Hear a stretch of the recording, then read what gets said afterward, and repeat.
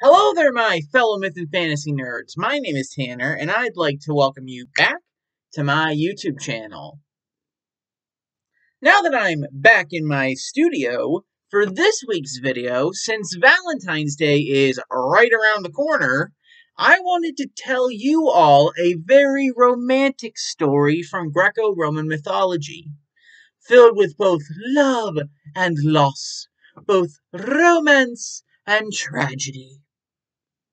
Like with all my other retellings, linked to the playlist up in the cards and in the description down below, I will be keeping this story as close to the original source material as I can, while adding in some creative license when and where it's needed. So as always, make sure you leave a like on this video, share it with your friends, and subscribe down below. Pretty please! It'll help me make more content for you. And without further ado, allow me to present the story of Orpheus and Eurydice.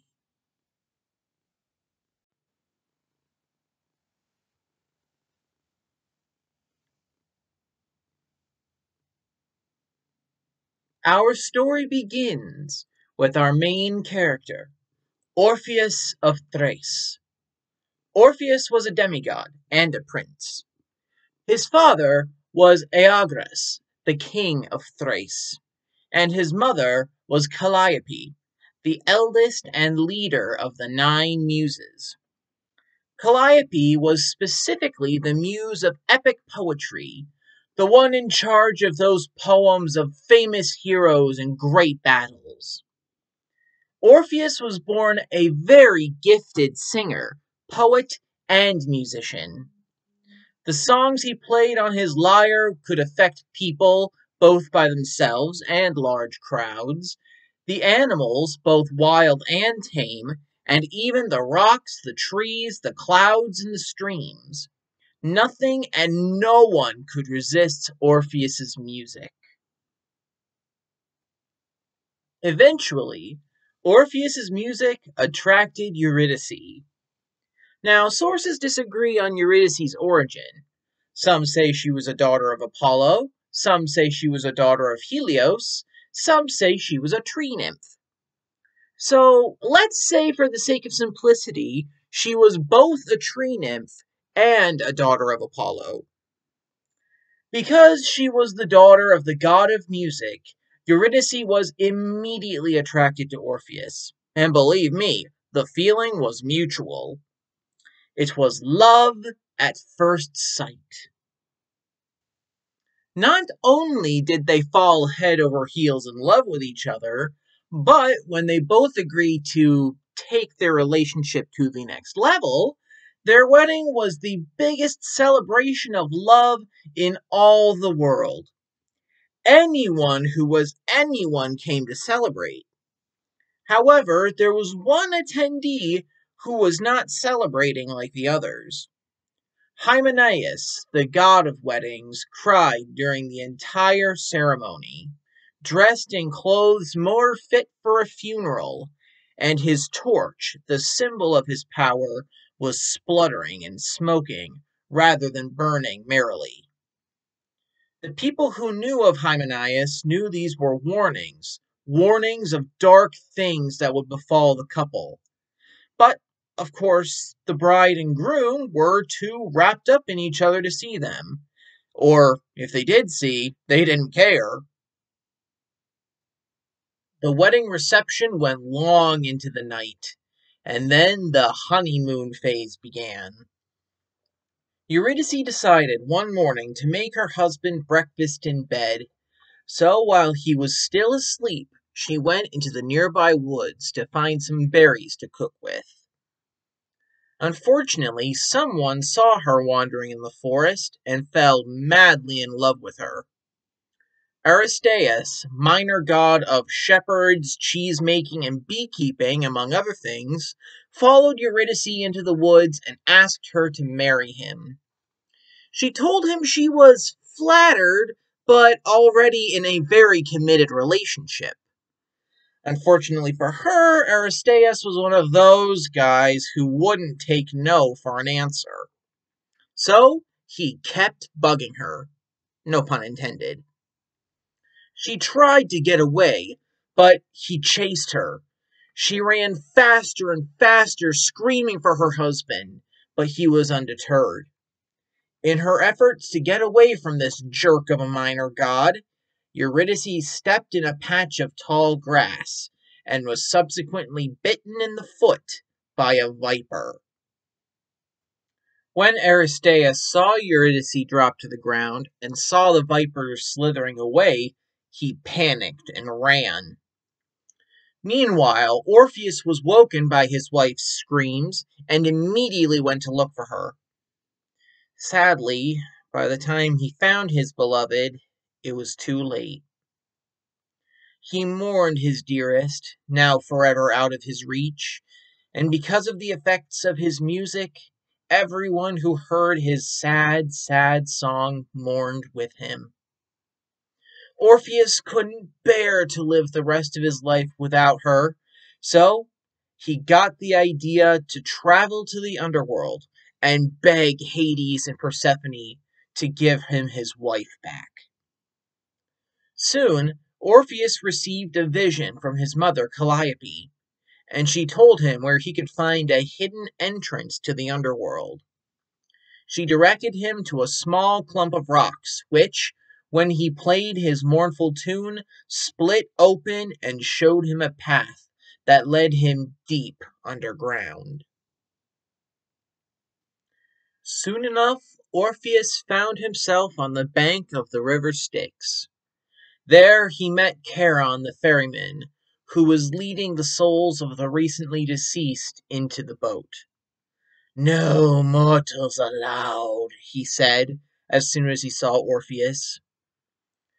Orpheus fell to his knees and played his sad, mournful tune on his lyre. Charon found himself moved to tears and finally relented, telling Orpheus to board his boat. Soon Orpheus found himself on the opposite bank of the Styx, and face to faces with Cerberus, the three-headed guard dog of the underworld. Cerberus growled in three-part harmony at the still living Orpheus, but his music was so powerful, all three heads drooped, all six eyes closed, and Cerberus's growls turned to snores. As Orpheus made his way to the palace, his music carried throughout the entire underworld, even affecting the fields of punishment. The three Furies, goddesses of divine vengeance, and Hades' harshest attendants, stopped torturing the souls of the condemned to listen to the music. Sisyphus stopped rolling his stone up the hill. Tantalus could reach the food and water that was usually out of his reach, and the burning wheel that Ixion was tied to stopped turning, among other things. Eventually, Orpheus proceeded into Hades and Persephone's throne room, playing his mournful song the entire time. The king and queen of the underworld stared at this mortal, with several mixed emotions running through their minds. They were shocked and yet impressed that this mortal had the audacity to waltz right into their throne room unannounced. They were annoyed at the blatant disrespect, as well as the guards and monsters who were seemingly incompetent enough to let him pass, and they were also completely enraptured at the beautiful music coming from this man's lyre. "Who are you, mortal, that you walk in here unannounced?" Hades asked. "Lord Hades, Lady Persephone," Orpheus said, "my name is Orpheus, the son of King Oeagrus of Thrace and the muse Calliope." "Why have you come?" Queen Persephone asked, not unkindly. "I have come seeking the love of my life, Eurydice. I cannot bear to live the rest of my days without her, and I wish to bring her back to the land of the living, so that we may be together again." King Hades sighed in exasperation. "Of course that's what you want. Orpheus, I hate to break it to you, but all things find their way here eventually. If I sent back a soul every time someone asked me to, I would have no kingdom to rule over. Death is as natural as life. They both play a part in the great cycle." "I understand that, my lord," Orpheus replied, "but my wife and I were together for less than a month before she came to you. I simply have to bring her back with me." Before Hades could say another word, Persephone intervened.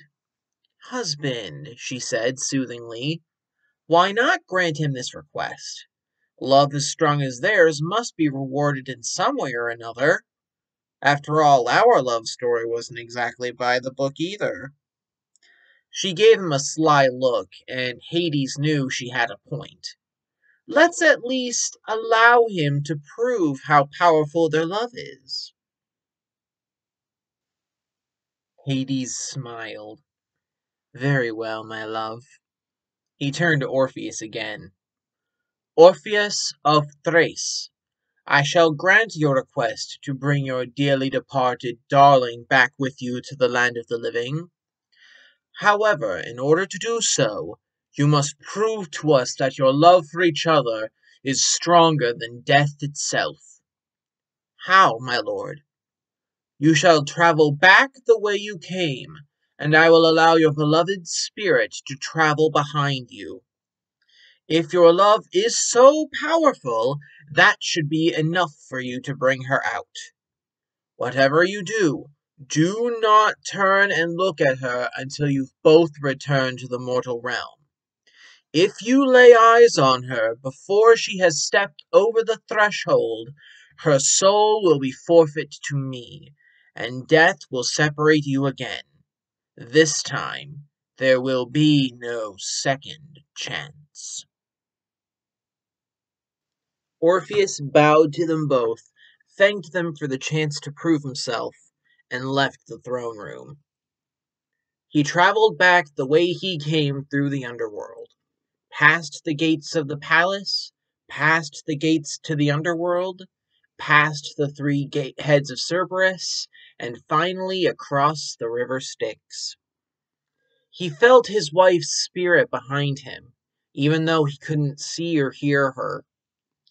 As he climbed the path back to the living realm and felt the light and heat of the sun, his heart beat faster and faster in anticipation. Finally, he took his first step in the land of the living and laughed with joy.